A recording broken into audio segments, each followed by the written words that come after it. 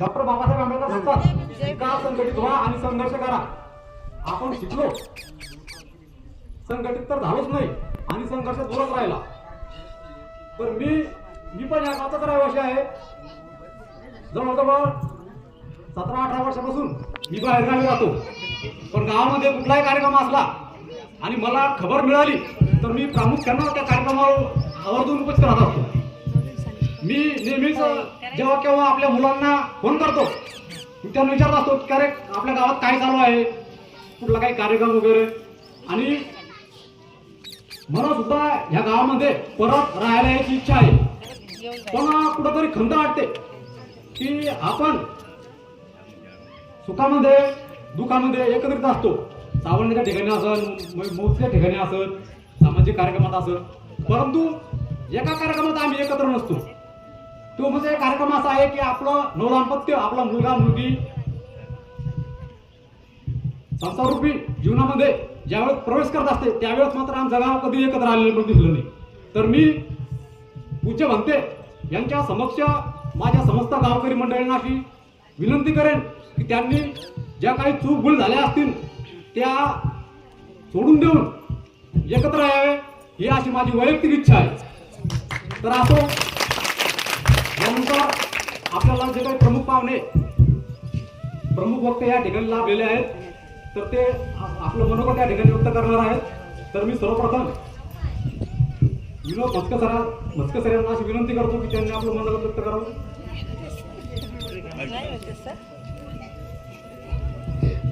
विनोद म्हस्के सरांच्या भाषणाच्या अगोदर एक छोटासा ब्रेक आहे.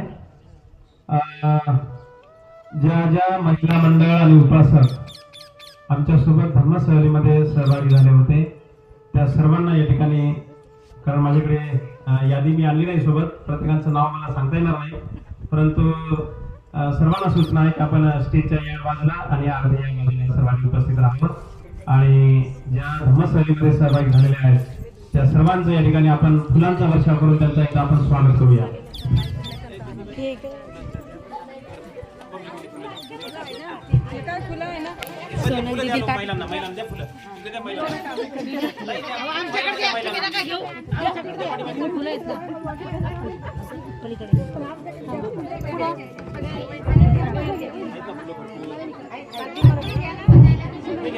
या ठिकाणी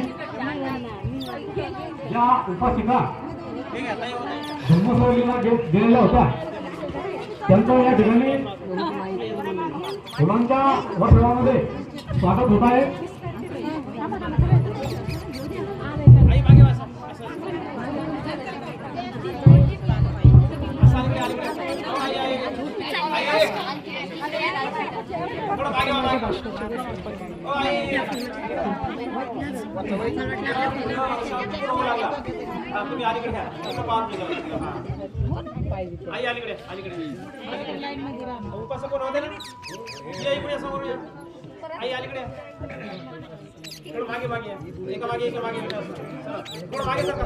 गोल चक्कर दरवाजा गोल असं राऊंड असं गोल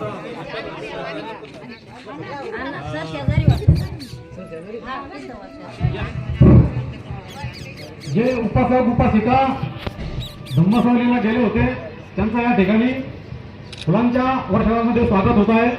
धम्मसहलीमध्ये आलेले होते परंतु या ठिकाणी स्वागताला आले नाही असं कोणी आहे का? कुणा आम्हाला बाबा त्यांना ग्रुपनं बोलवलं, आम्हाला नाही बोलवलं, त्यांचं बरं स्वागत केलं, आमचं नाही स्वागत केलं आहे की नाही? आणखी कोणी आहे का बाकी?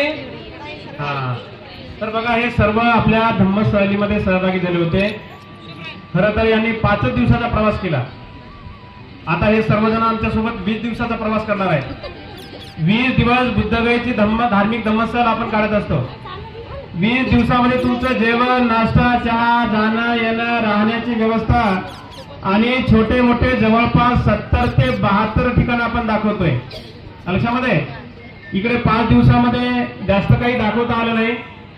5 दिवसामध्ये फक्त 17-18 ठिकाण आपण बघितले छोटे मोठे, परंतु इकडे 70 ते 72 ठिकाण असतात.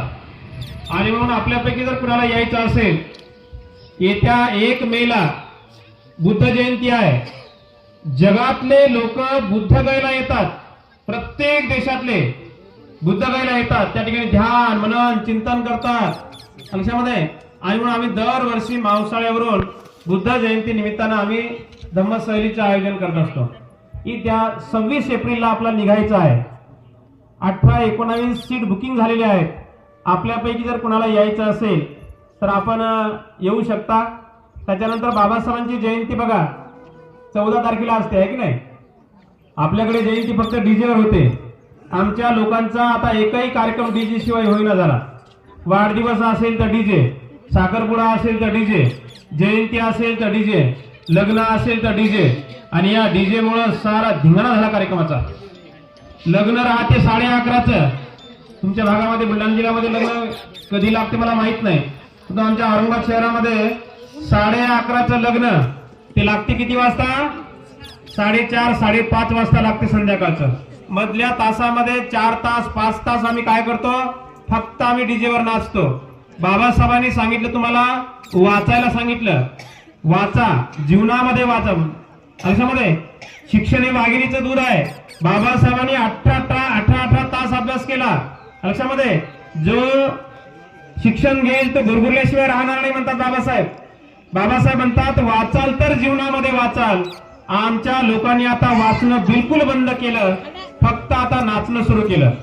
कुठलाही कार्यक्रम असेल तर नाचण्याशिवाय आमचा कार्यक्रम होत नाही. आणि म्हणून ह्या गोष्टी आम्ही बारकाईनं समजून घेणं अत्यंत महत्वाचं आहे.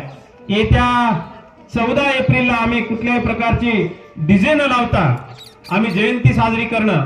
त्या बाबासाहेबांच्या जयंतीच्या निमित्तानं आम्ही प्रबोधनाचे कार्यक्रम घेणं.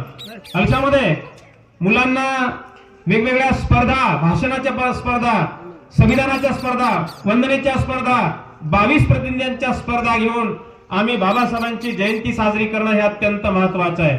आपल्या गावामध्ये मुला मुलींना 18 तास अभ्यास करून जयंती साजरी करायला लावणं हे अत्यंत महत्वाचं आहे.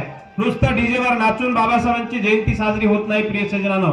आणि म्हणून आम्ही गेल्या 18 वर्षापासून अनेक लोकांना डीजेवर न नाचता, डीजेवर जयंती न साजरी करता आम्ही बाबासाहेबांचं जे महू गाव आहे, ज्या ठिकाणी बाबासाहेबांचा जन्म झाला होता, बाबासाहेबांचे वडील रामजी सुभेदार महू या ठिकाणी मिलिटरी कॅम्प मध्ये ते कॅप्टन होते.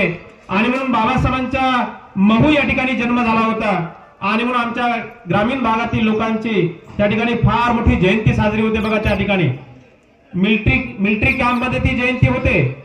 अगदी पाळणा सजवला जातो. त्या पाळण्यामध्ये बाल भीमाचा बारीक एक मूर्ती ते ठेवल्या जाते. आणि त्या पाळण्याला जोजवत पूर्ण रात्रभर मिरवणूक निघते. आणि सकाळी त्या ठिकाणी मिलिटरी कॅम्पच्या वतीने सर्व बाबासाहेबांना त्या ठिकाणी मानवंदना दिल्या जाते. आणि मिलिटरी कॅम्पच्या वतीने तिथे आलेल्या तमाम उपासक उपासिकांना भोजनदान दिले जात असते.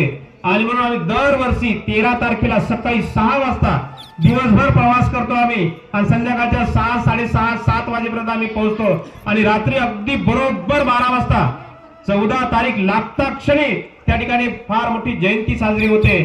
तर आम्ही दरवर्षी महूला बाबासाहेबांच्या जयंतीच्या निमित्तानं आम्ही उपासकांना घेऊन जात असतोय. आणि मग आपल्यापैकी जर कुणाला यायचं असेल तर येत्या 13 तारखेला महूला आपल्याला निघायचं आहे. लक्षामध्ये बाबासाहेबांची जयंती आगळीवेगळी जयंती होती त्या ठिकाणी साजरी. आमच्या आगळ्या वेगळ्या जयंतीला बघण्यासाठी, त्या आगळ्या वेगळ्या जयंतीमध्ये सहभाग घेण्यासाठी आपण ज्यांना कोणाला यायची इच्छा असेल त्यांनी सुद्धा आमच्याशी संपर्क साधावा.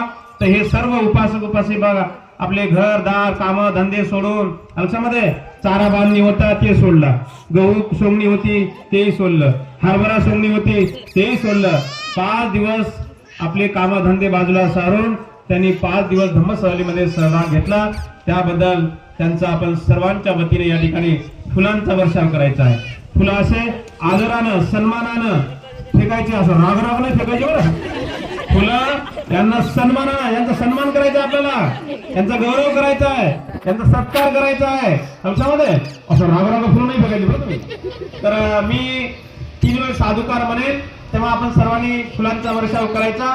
आणि पहिल्या साधूला फुलांचा वर्षाव करायचा, दुसऱ्या आणि तिसऱ्या साधूला आपण सर्वांनी टाळ्यांचा गजरा करून त्या सर्वांचं अभिनंदन करायचं. सब पाप सकरण कुशल संपदा सती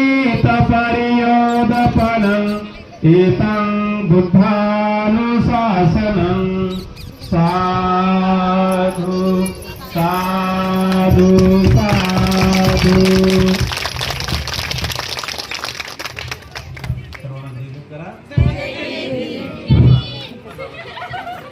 धम्मस्थळीवरून आलेल्या दोन पिता यांचं या ठिकाणी मुलांच्या वर्गामध्ये स्वागत झालेलं आहे. तुमच्या भक्तांनी यांनी आत्ताच आपल्याला सांगितलं की डॉक्टर बाबासाहेब आंबेडकर यांची जयंती आता नाचून नाही तर वाचून साजरी करायची आहे. तर खरोखरच आता येणारी जयंती ही वाचून साजरा करण्याचा प्रयत्न करूयात. तर यानंतर